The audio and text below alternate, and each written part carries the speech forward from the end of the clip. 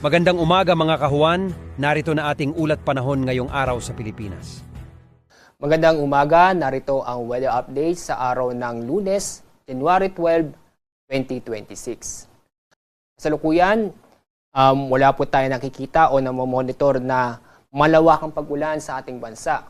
Hindi itong mga pulong-pulong pag-ulan o isolated mga pag-ulan sa malaking bahagi ng Visayas at Mindanao, dulot yan ng localized thunderstorm.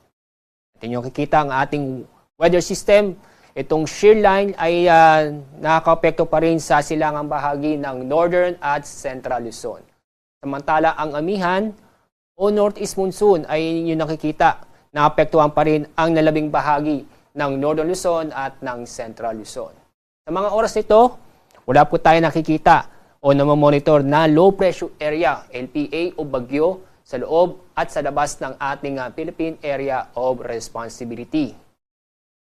At sa ating magiging lagay na panahon ngayong araw, dahil sa shear line, makaranas ng maulap na kalangitan na may mga kalat-kalat na pag-ulan at may kasamang isolated thunderstorm sa mga probinsya ng Cagayan, Isabela, Aurora at Quezon.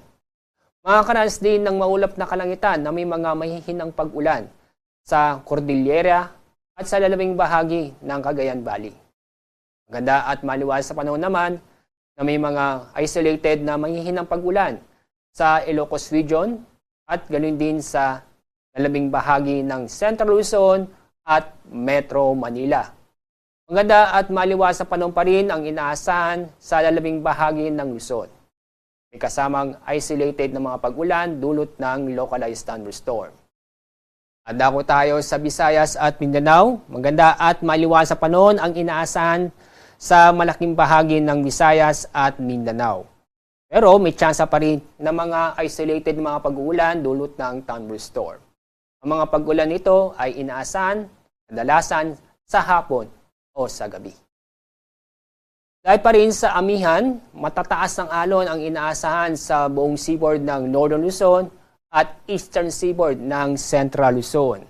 Ang mga lugar na isilalim ng gale warning ay sa mga probinsya ng Ilocos Norte, Batanes, Cagayan, Isabela, Aurora, at ganoon din sa northern coast ng Quezon kasama ang northern at eastern coast ng Polillo Islands.